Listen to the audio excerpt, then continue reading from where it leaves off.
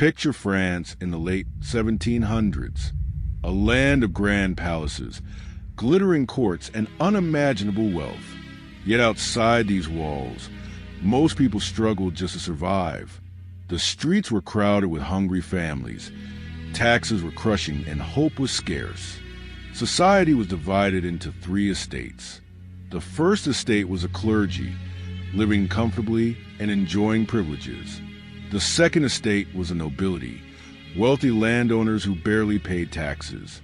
And then there was a third estate, the common people, peasants, city workers, and the rising middle class. They carried the heaviest burdens, yet had almost no say in how the country was run. Meanwhile, France was in deep financial trouble. Years of expensive wars, including support for the American Revolution, had drained the royal treasury. At the same time, Enlightenment thinkers like Rousseau and Voltaire were challenging old ideas, inspiring people to dream of freedom, equality, and a new society. And then there was the monarchy. King Louis XVI and Queen Marie Antoinette, living in their world of luxury, seemed oblivious to the suffering around them. The anger of the people was growing, simmering beneath the surface, waiting for a spark. By 1789, that spark came. The French Revolution was about to erupt, shaking the foundations of a kingdom and changing the world forever.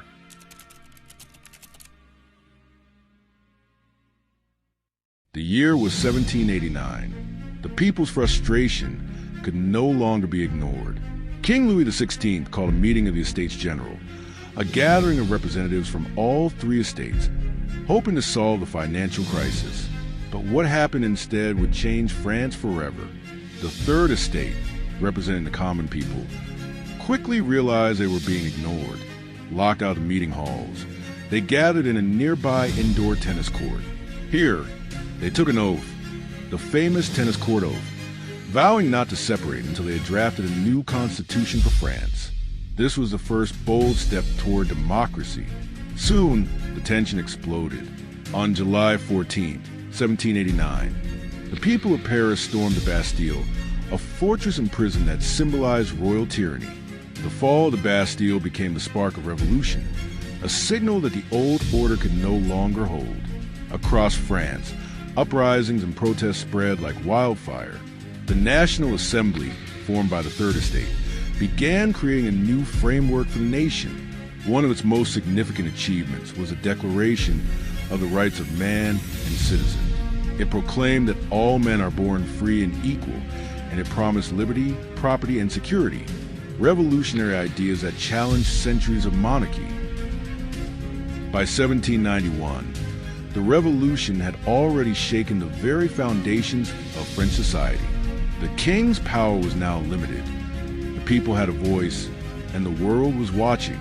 But this was only the beginning. What followed would be even more radical, more violent, and more transformative than anyone could have imagined. By 1792, the revolution had entered a dangerous and unpredictable phase. The monarchy, already weakened, faced increasing hostility. The people's anger boiled over, and King Louis XVI was arrested, accused of conspiring against the nation. Soon after, both he and Queen Marie Antoinette faced a guillotine, their executions shocking all of Europe.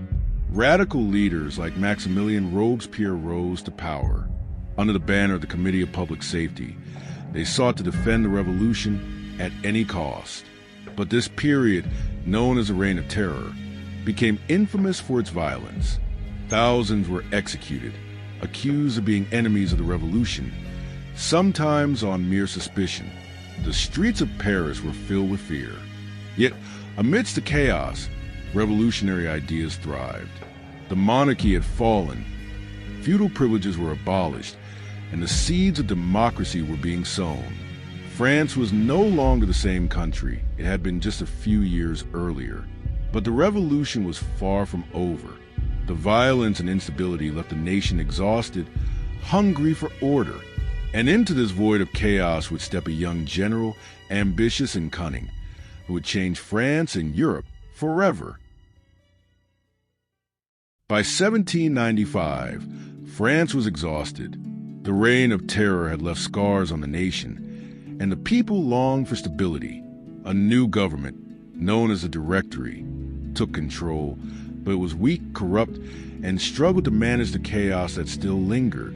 Amid this uncertainty, a young and ambitious military leader began to rise, Napoleon Bonaparte.